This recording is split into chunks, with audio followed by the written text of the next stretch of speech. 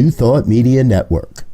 We are a global broadcast network of positive music, media, and entertainment, inspiring humanity's evolution along the journey of enlightenment and creating a world of love, peace, empowerment, and prosperity for all. New Thought Media Network. Positively inspiring.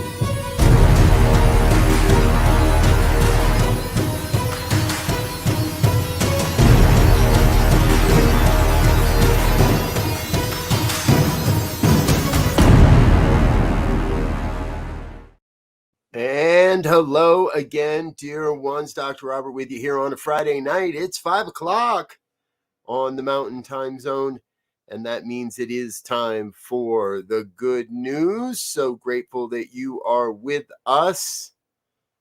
Life is good. Yes, it is. I got a feeling this is our brother Diego all the way up Camp Cedar Ridge. Good evening, sir. Good to see you.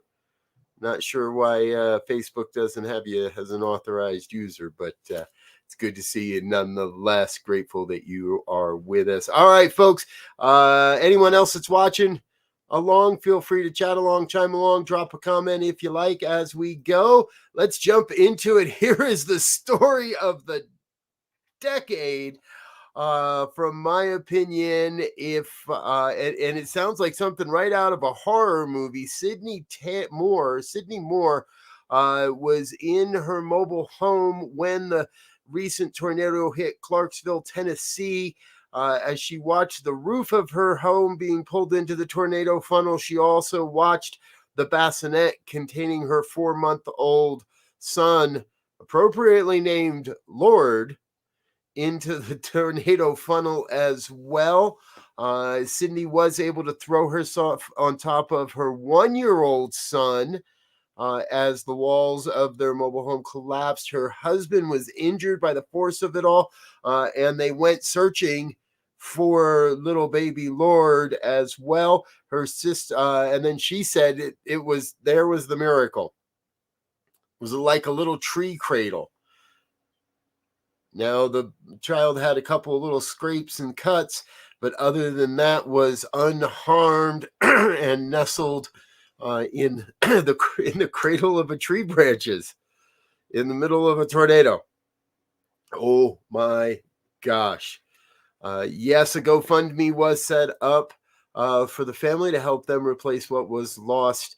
And little baby Lord is safe and doesn't seem to remember any of it at this point, and at that age probably won't actually have the physical memory of it. Amazing. Hey, here's another good news story. Excuse me. Another good news story that I found, and we've reported on Reed Markham before. Reed's been doing what he's doing for about 7 years now. It all started back when he was a youngster and was being bullied in school. He was a little bit of a shy child, but also realized that many, and this all started when he was in 5th grade, that many of his friends might not have presents under the tree. It turns out that Reed lives in a very impoverished area, and so he took it on along with his mother, Angie Miller, to start a project for his 4-H project of donating toys. Now, the response was great, and last year, then actually this year, they're intending to give away 10,000 toys that they have stockpiled and are ready to be handed out over the next few days. That brings them to a total of 54,000 toys over a 7-year period. Now, Reed is a freshman at college at this point, so he made the trip home for the holidays, seen there with some of the toys that will be donated. He does also consider, he looks for other ways to pay it forward. The kindness of his family received more than a decade ago.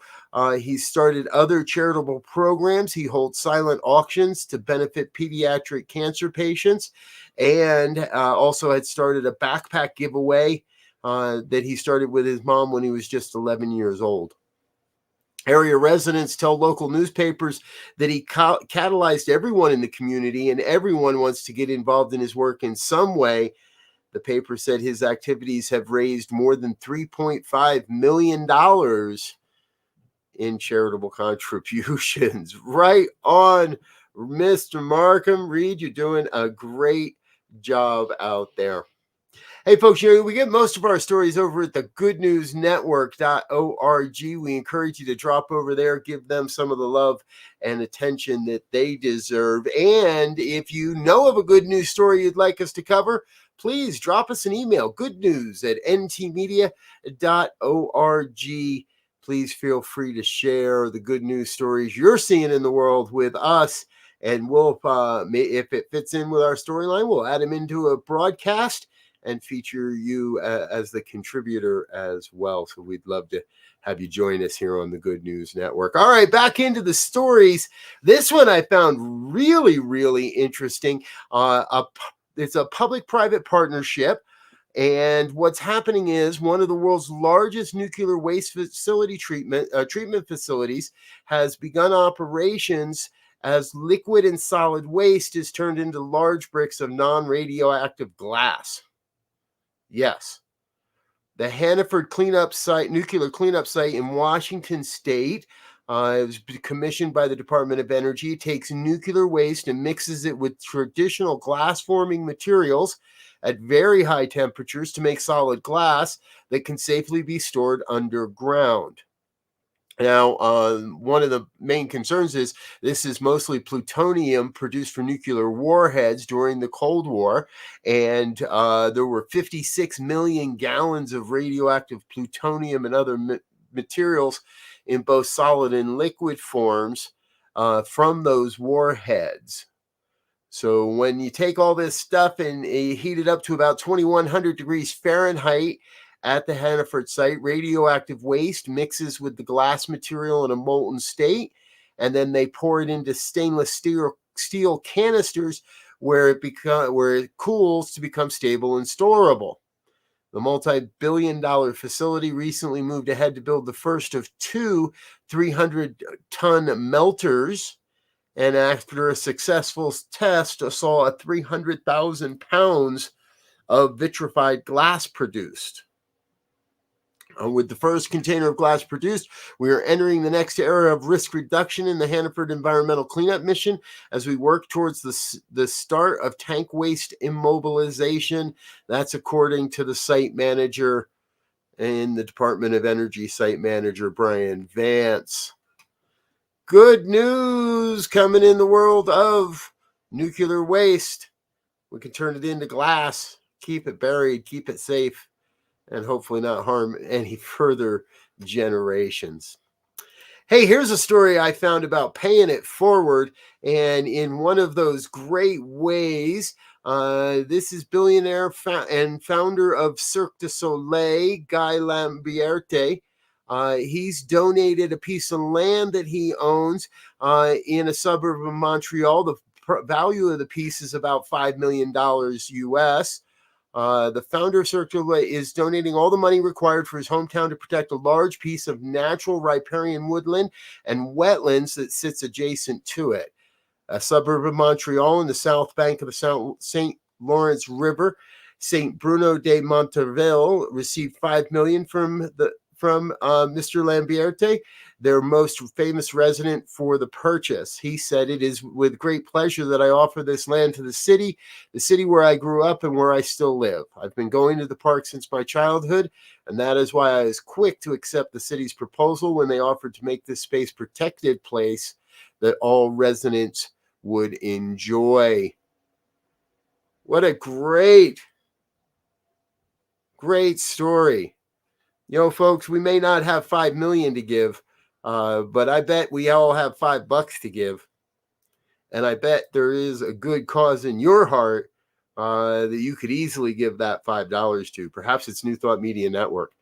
As we approach the end of our season and the end of our year, we would love for you to consider making a year-end donation above and beyond what you normally do to help us continue doing this great work into the new year and bringing this powerful programming out into the world. We're going to take a quick break. We'll be right back with more good news stories here on the Good News on New Thought Media Network. Stay with us. We'll be right back.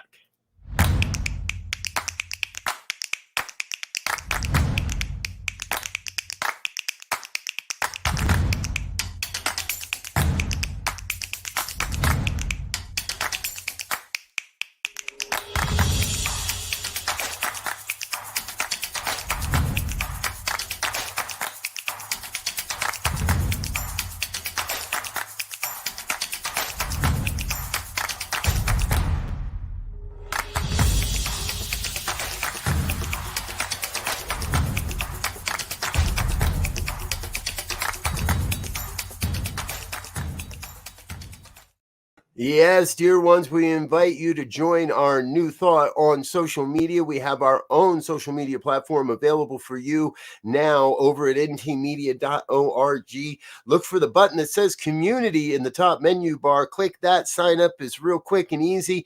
And best of all, there's no cost to you. This is entirely free to anyone that wants to be a part of the New Thought Media Network family. Please consider joining us at ntmedia.org. All right, back into the good news. I like this next story mostly, because it happens in my adopted home state of Colorado. And number two, it involves wolves. This past week, in a significant step towards wildlife conservation, Colorado Parks and Wildlife executed a historic release of 5 gray wolves. Yes, I know that one's black colored. It's still gray. Into the public land in Grant County, marking the commencement of a voter-approved reintroduction program. Now, the wolves were originally captured in Oregon, went through extensive evaluations by Colorado Parks and Wildlife to make sure that we were releasing some healthy, good animals into the wild, and those would have a chance of not being genetically too close to each other. Each wolf has been equipped with a GPS satellite collar to facilitate tracking. And I don't know if there's a tracking site up yet, but it'll be fun to see how they do and where they head now that they've been released into the Colorado wilds. This release is part of a broader plan outlined in the Colorado Wolf Restoration and Management Plan, which envisions the reintroduction of 10 to 15 wolves in Colorado by mid-March of 2024. So we've got 5, and that means we've got another 5 to 10 to go between now and mid-March. Parks and Wildlife also intend to release 30 to 50 wolves total over the next 3 to 5 years. Today, history was made in Colorado for the first time since the 1940s. The Howl of Wolves will officially return to Western Colorado. The return of wolves fulfills the will of voters who in 2020 passed an initiative requiring the reintroduction of wolves starting by December 31st, 2023. So we just made it under the wire there. This is all a quote by Colorado Governor Jared Polis. Good news. The wolves have returned to Colorado. All right. And here's another. I like this one. This is something I want to do. And you might want to do this next thing in your city or your town as well. This is happening in Mesa, Arizona. Sherry Monson and her niece Kendra have been collecting hats and scarves and gloves and other warm apparel and putting them on statues. Now, this marks the 4th winter of their initiative. They started collecting the hats and scarves from family and friends, thrift stores, and they put them on statues, about 15 to 18 at a time. They say the items disappear almost immediately, rather quickly, and they presume they're taken by individuals seeking a warmer life. I hope more people do it. And even if they don't attend a church, many churches collect clothes and food for the homeless, or individuals can donate their time to food kitchens. This is all according to Sherry Monson. She also said we all can make a difference. Every single person has the power to contribute. Find something you can do to help others.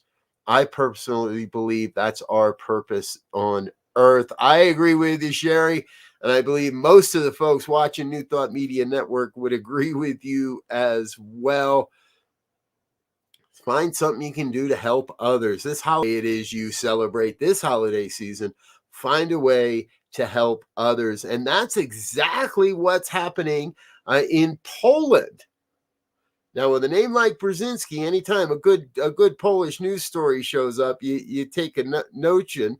And here is another one. There it is. The Polish Parliament has set about to host a Christmas Eve meal for those that are homeless or otherwise in need. It's a heartwarming initiative to spread joy and warmth this festive season. They're going to host. This is the first time they're doing it. It's spearheaded by their new speakers, Simone Halonia. I'm sorry, sir, I'm saying that improperly. It's part of a broader plan to enhance the image of the parliament and make it a more inclusive space. So they're doing this on the parliament grounds in the main hall, in what they call their column hall. It's the largest space in the parliament outside of the plenary chamber. However, they felt that would not be appropriate. The parliamentary catering service is going to provide the food and the festivities. The speaker's vision for the Christmas Eve gathering is to dedicate it to individuals experiencing difficult life situations such as homelessness, loneliness, and migration. Applications for participation have been sent to non-governmental organizations, underscoring a collaborative effort to identify and invite those who would most benefit from this gesture of goodwill. The Polish Parliament, say that 5 times fast, Robert. The Polish Parliament feeding the hungry. What a great story. Folks, we're going to take another real quick break. Let me grab a quick drink of water and let a couple of our sponsors say hello. But don't go away. We'll be back with our wrap-up stories, including this week's Hero of the Week. So you'll want to make sure you catch that. We'll be back. Stay tuned here on New Thought Media Network.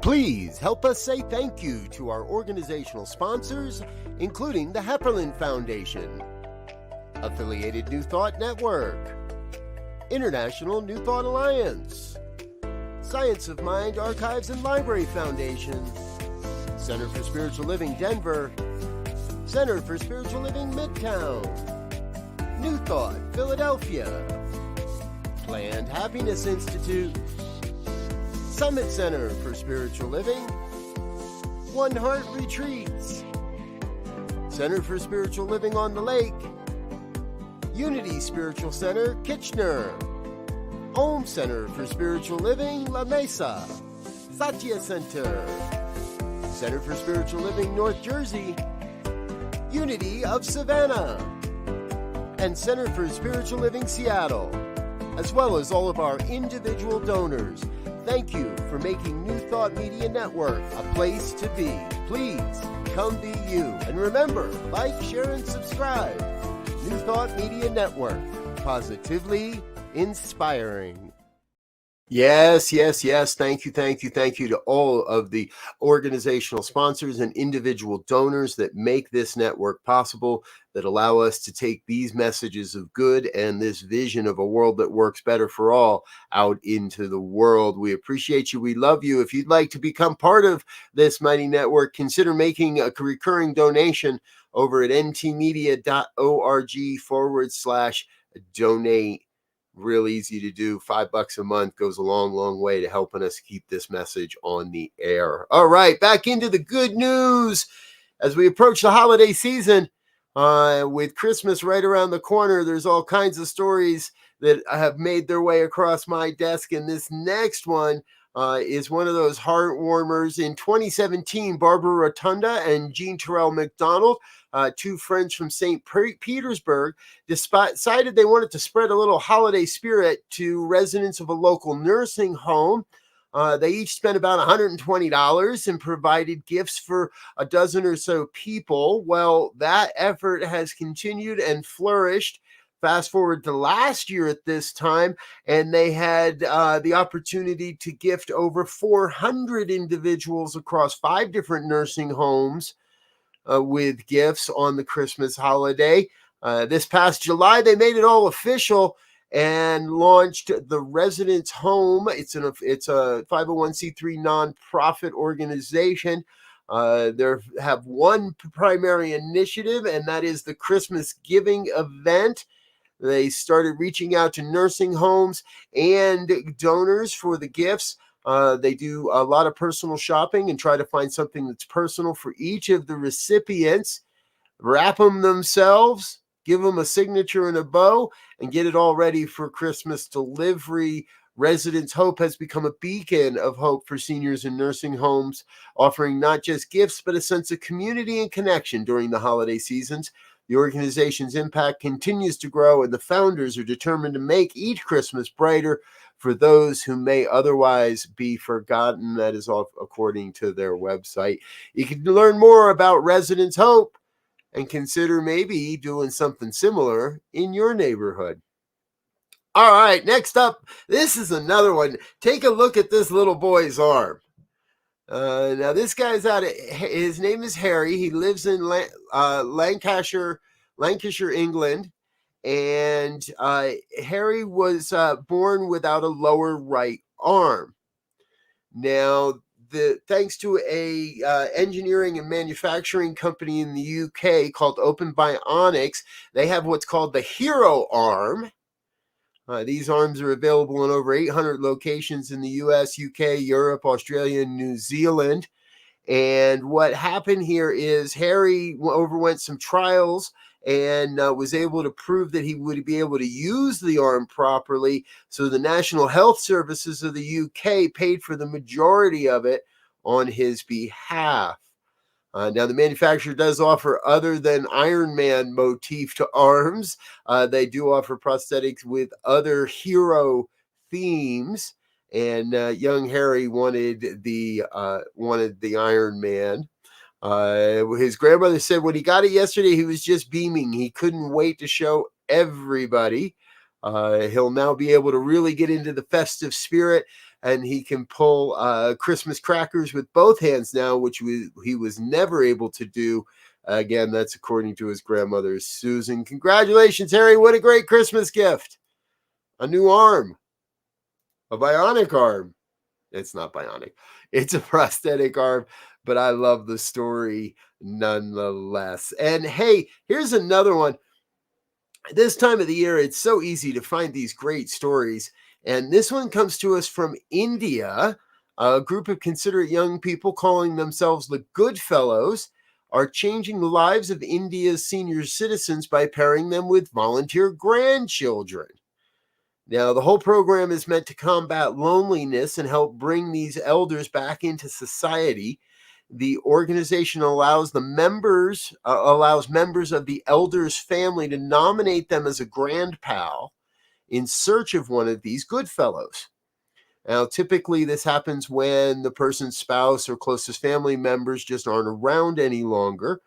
Today they have a team of 65 young men and women between the ages of 18 and 24, and over 400 grand pals that are signed up. Once someone is nominated, they do a recruitment process to make sure that they can pair the grand pal up with the proper good fellow. This is really a great story, and I've come across all these stories, folks, and I keep thinking, how can we implement this here in our neighborhoods and in our communities? A simple idea of providing friendship and companionship to someone, and we all can tell exactly how much of a difference that's going to make in all these folks' lives. Hey, I've promised you we do our hero of the week every week here on Fridays on the Good News, and today's no difference. It's time for your Hero of the Week award.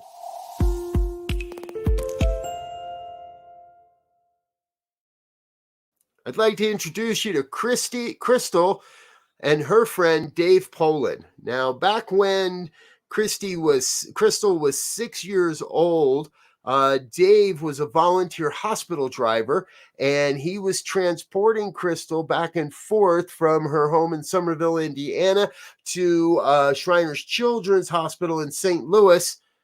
That's about 170 miles one way. He was getting her back and forth to St. Louis would have been very difficult for Crystal's family. Her father worked very long hours, and they accepted an offer of hospital transportation from the local Shriners charity group. Now, over the course of 10 different trips, Dave and Crystal got to know each other as you would over that long of a drive, 3 hours each way, 10 different, in fact. So it was no surprise when they struck up a friendship. Dave was eventually invited to Crystal's wedding as well. And then as the years rolled by, Dave became sick, and eventually the doctors diagnosed him with end-stage renal failure. The only option was a kidney donation, and it could be several years before that would happen. Well, he called Crystal to share, and she immediately saw an opportunity to return the favor from decades earlier. She found out they did share the same blood type, and so without hesitation offered to donate a kidney. Dave was shocked and hesitant as he knew Crystal was a mother with 3 kids and a full-time job, but he said she wouldn't take no for an answer. So in May of this past year, after a little over a year on dialysis, Dave said, okay.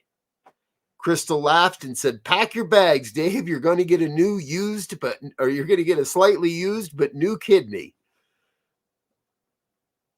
Crystal also said that since I was little, I've always questioned why Dave was so good to us, because he was so kind and so willing to help us out with anything. I've always questioned why. What I've come to understand is if I was born with one leg so I could give my kidney to Dave, then so be it. This is a gift I can't ever repay, said Dave. I'm so thankful now. I feel like I can do anything. Crystal, thank you for being our hero of the week. And Dave, we're giving you an honorary hero for all those drives all those many years ago.